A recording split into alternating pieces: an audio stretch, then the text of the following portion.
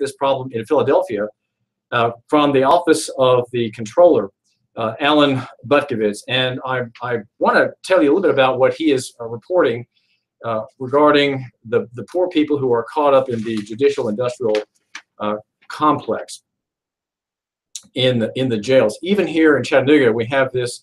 This is a problem. The jail system is just a quick bit of background about the sheriff. Sheriff Jim Hammond, it serves in a common law function. That is to say, his origins are from England and from Great Britain, and from the common law, which is connected to the land. He is the reef of the Shire reef, as he will explain it to you on the Sheriff Department's website.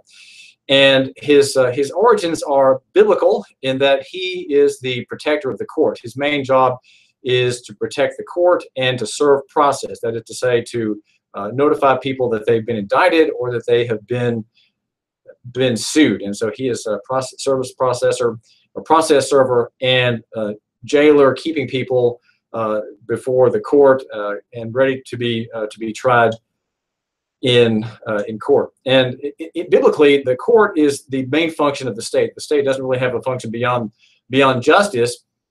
And in a biblical model, if you read into the doings of the old Hebrew Republic, there was the judge, and the sheriff is the man who kind of protected the judge and made sure that people who were facing trial were there for the hearing. And so his office has a very ancient origin, a very limited one indeed. So he's involved. He's a peacekeeper, and he is connected to the people because he's voted in by the people. The police departments are much different. They are part of the corporate world. They are part of the administrative realm that has risen since the progressive era. Even though in Chattanooga, the police department has an origin, I think, prior to the war to prevent Southern independence. But policing is different from sheriffing, even though there are many similarities today. That the distinctions have been lost in practice, and the militarization by the feds making the distinction even less. Of course, my goal would be to make the distinction greater and to favor government under the sheriff rather than government under police departments, which are corporate and commercial in nature. They're commercial largely, and by some analyses operate outside of constitutional authority. That is to say, outside the statute in Tennessee and outside of their constitutional authority. But that's a question for another day. Right now, we want to look at how it is that the jails that are overseen by the sheriff are filled to capacity. And the story is out of Pennsylvania, out of Philadelphia, from the office of the controller. It's a 25-page document that I'd say is very important. And I sent a copy this morning to Matt Lee and asked if I might have some inquiry about the points there and whether they are if they're similarly laid out here in Hamilton County. What is the damage to the poor in Hamilton County who can't pay the bond, right? They can't make the bail. They can't afford the $100 or the $200 that the bondsman requires in the fractional reserve system of bonding out. Now, bond is imposed by the magistrate or the judge to guarantee the return to court of the person. But if the person is poor, with a sketchy personal life, difficult personal life, then making that payment is going to be hard, and putting up the whole amount is probably even harder. So people rely on bondsmen who keep the 10% as their fee. And in Philadelphia, there's a fractional system also, but the city keeps 30% of the amount as its fee once the person shows up and the conflict is over. Now in Philadelphia, among those incarcerated, 68% of those in the jails are pre-trial. That means they haven't made bond. So 2/3 are there pre-trial. In other words, the others are there because they've been convicted for misdemeanor and they're paying their sentences. They haven't been put into the state system because the state system, in Tennessee at least, is for felons, those sentenced for a year or longer. 1 in 5 in Philadelphia cannot afford bail. The cost to have the inmate there who can't can't pay is between $115 a day per inmate up to $135 according to Alan Butkovich, the city controller. That's $10.4 million in Philadelphia every 180 days, and he cites in his report what he calls staggering primary and secondary consequences of the poverty of arrestees, many of whom in Chattanooga they're arrested for commercial offenses, right? And commercial offenses would be many of those, probably most of those, touching on travel. Caller, this is David Tulis, and you're live on the air. What's on your mind? Thanks, Mike. I wanted to chime in on this because the primary function of bail is to ensure that an individual can be released to prepare his defense. If he cannot be released to prepare his defense, there is no due process. And we must only assume that one is innocent until proven guilty. You don't have to prove innocence. The state has to prove your guilt. So we always must assume that if someone's arrested, they're innocent until independent evidence is corroborated and is produced by an impartial judge and jury to determine, if they sit in jail prior to a trial, that can amount to a violation of due process of law, unless the circumstance is so extreme where they mowed down some people and there was direct eyewitnesses. And bail still should be set. I mean, they're going to lose their house or whatever, or a house. But if there is no bail, there is no republic, there is no due process, it all dies. Let's just assume everyone arrested is guilty and extended. So holding people in jail because they can't afford $200 prevents, you're saying, is a due process violation. Here I'm looking at it in economic terms, but you're saying there's a legal reason that these people should be freed so that they, and the point is due process, so that they can prepare their defense, even if it's a misdemeanor. What difference is it how are we different than the old Soviet Union?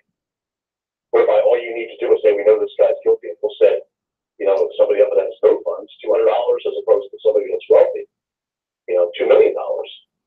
It has to be fair within the realm of their economic position, which if $200 to them is like $2 million to a rich person, then that must be reduced to the point where they can be released and prepare their own defense.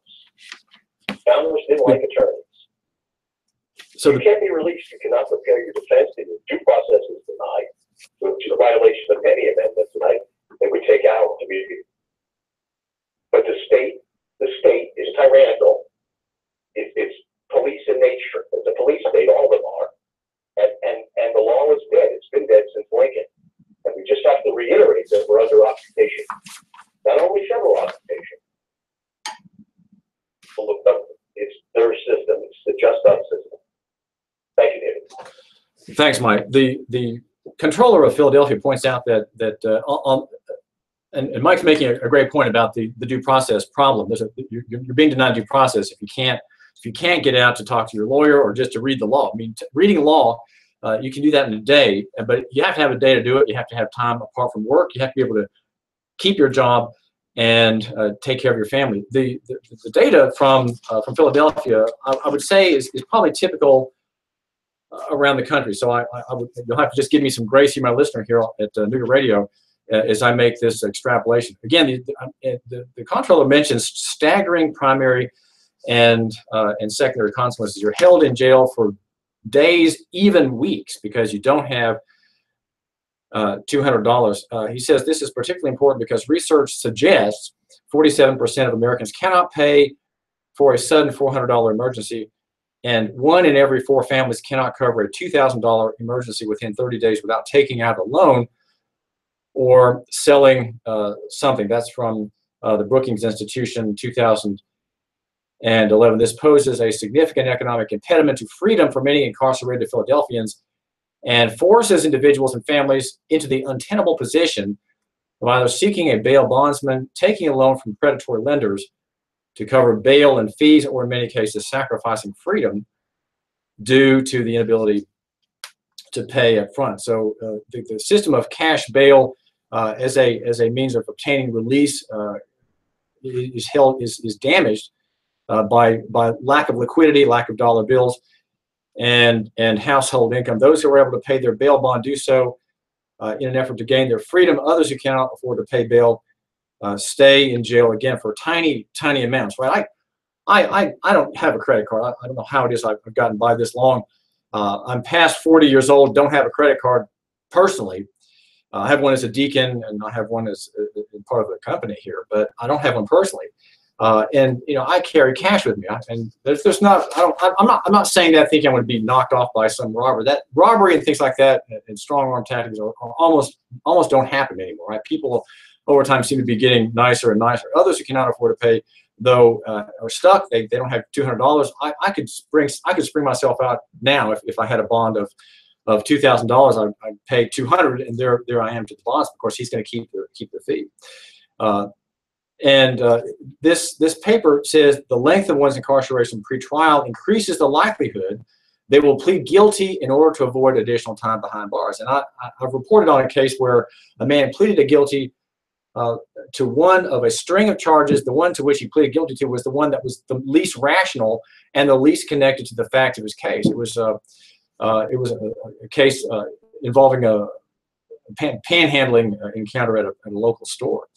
And so he did it just to get out. He pleaded guilty to something which was most remotely connected to the actual case. It was one of those throwaway charges, but he pleaded guilty to it. The statute was not even properly applied. He pleaded to that just to get out. The decision is a poor one economically because conviction leads to a substantial loss of public and social service benefits, including the right to vote, educational benefits, right to federal and state grants, public housing benefits, Social Security and other monies, and lost employment opportunities, according to this report about Philadelphia.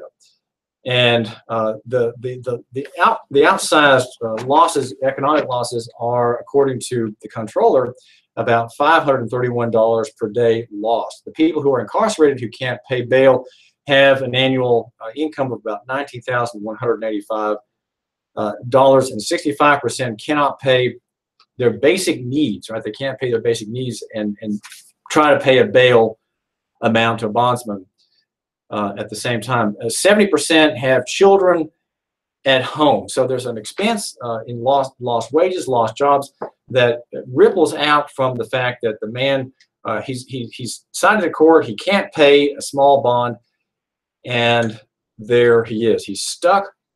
And we have to ask ourselves, why do we have this system, especially since many of these charges are commercial in nature? 3 out of 10 cannot pay the bail in Philadelphia. The story says, this paper says, of the nearly 6,700 men and women still incarcerated in Philadelphia, 3 in every 10 are held pre-trial because they cannot afford the cash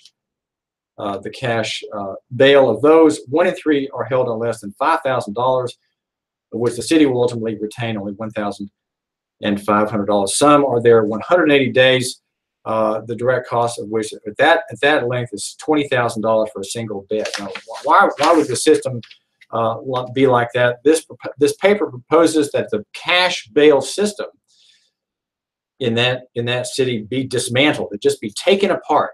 Now, I don't know in Tennessee if we can do that here.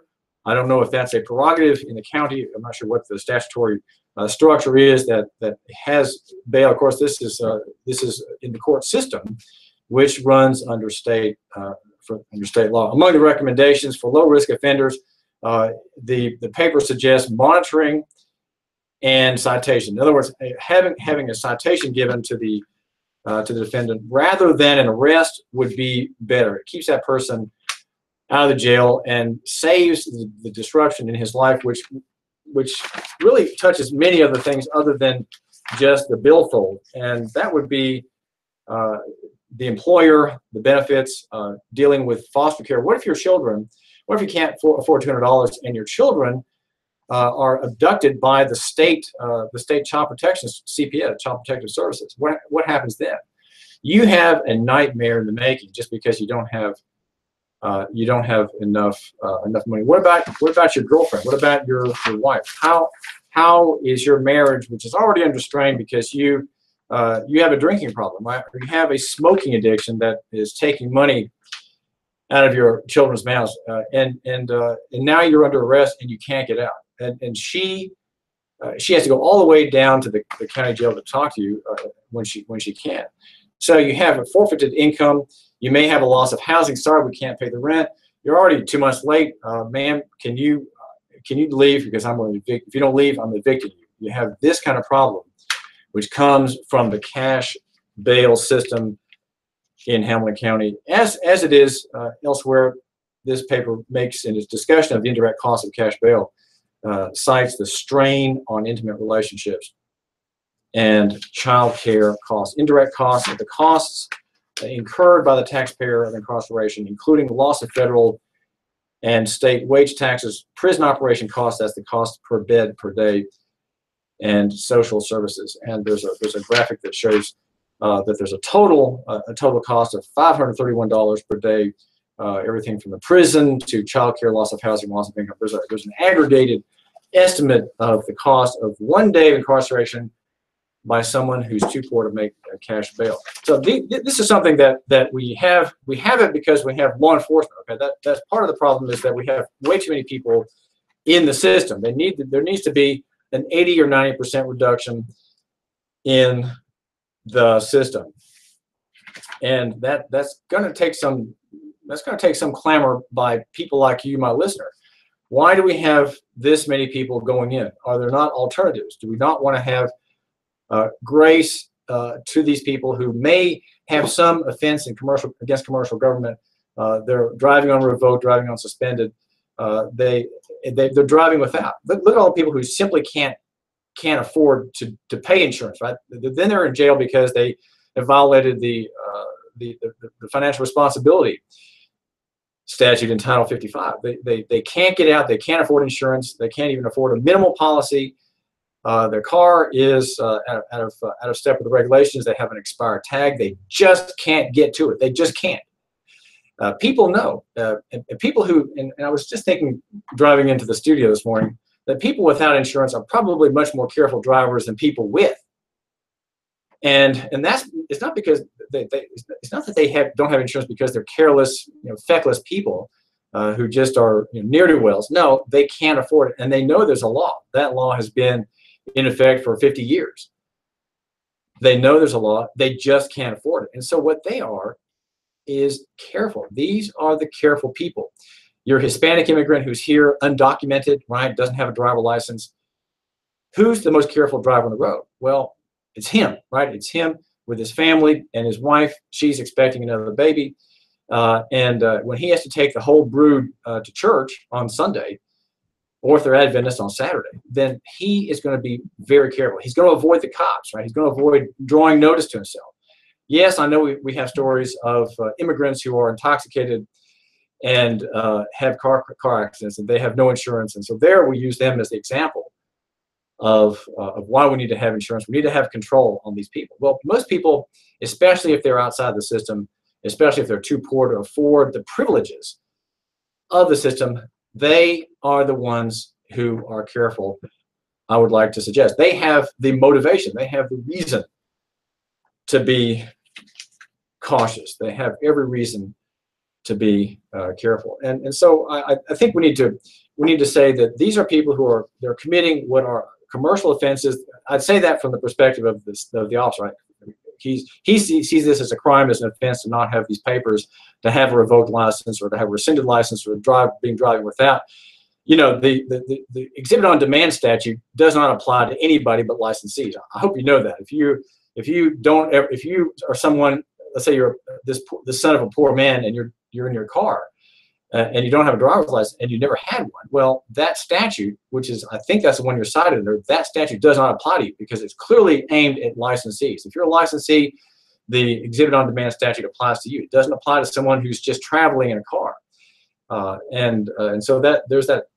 You say, David, you're making this distinction about commercial travel and the right of travel. It is very important because we have going around town today, the Tennessee Highway Patrol bus, the bus looking down into travelers and operators of motor vehicles passing by beneath, and issuing tickets for those who are involved in distracted driving. That's all commercial. That's all a commercial realm. And so let me ask you this: is the bar in Chattanooga, are Tennessee lawyers, our Chattanooga Hamilton County lawyers going to bring up this defense for these poor people who are outside that system, who don't have the privileges and their privileges in order? What about them? Are they going to be defended by the bar? I don't think so. I think that the analysis that I've been giving on these points, even yesterday, are remarkable in that they are they're remarkable because they are indeed the minority report. That's why you come to me, my listener, to hear the minority report. This is the legal landscape, right? This is how it works. We talk about the deep state in Washington and how Trump defeated the deep state and how the deep state's going after him and so on. Well, there is a deep state, and every state has one. In every state of all of the 50 republics in our country, everyone has its own deep state apparatus, and it works through commerce. It works through the exercise of bodies, of entities, agencies that are subject to the UAPA, the Uniform Administrative Procedures Act. They're acting in a lower realm, which is the realm of administrative law. Administrative law does not trump and cannot trump a constitutionally guaranteed, God-given, inherent, and inalienable right. And the people who are caught as scofflaws, who are caught up in the judicial industrial complex, are those who offend that system, right? They offend that system, and that's why the poor and the ignorant and the hapless, there are people who they just can't organize their lives. The hapless, right? There are many people like that. They're the ones whose mugshots you see in the Right to Know part of the Time Free Press website, or Chattanooga.com, which has the daily arrest record and their forlorn faces. Just look through those faces and look at those charged with common law offenses like theft or burglary or assault. Those are offenses at common law that I would say might subject one to arrest, but many of them are not. Many of them are simply commercial offenses.